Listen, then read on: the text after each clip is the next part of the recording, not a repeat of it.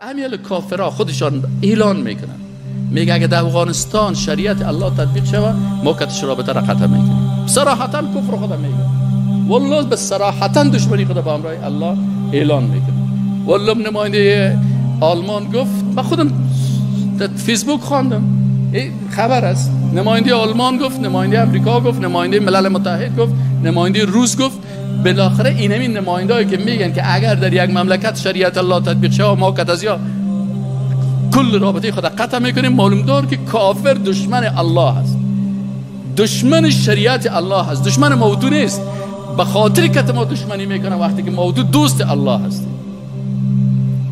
همین کافرای قریشی که رسول الله صلی الله علیه و آله در غزوه بدر و احد گردنایشان زد، یا که پیغمبر صلی الله علیه و آله از نگاه جسمی بسیار پیغمبر را دوست داشتند، روزی که پیغمبر صلی الله علیه و سلم لا اله الا الله را بیان کرد، ابو لهب، ابو جهل کل از دشمنش شد.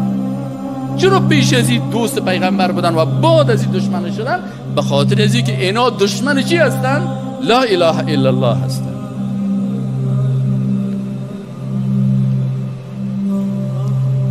در بسیاری جایا که ببینید، دیروز یک جوان گفت که والا ما در روسیه در فلانی جا یک فابریکه کار میکنیم، میگه که اگر ریش داشته باشید این فابریکه رو نمیگیرید.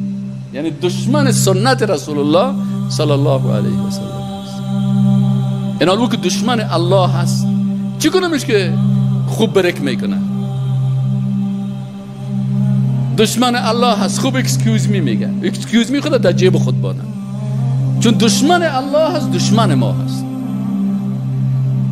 کسی که به الله دشمنی خود اعلان میکنه، برادرتان باشه کافر است، بچه کاکایتان باشه کافر است، بچه خالیتان باشه کافر است، پدرتان باشه کافر است، پسرتان باشه کافر است، خانم و دختر و خواهرتان باشه، وقتی که دشمن الله باشه او دشمنت باید باشه.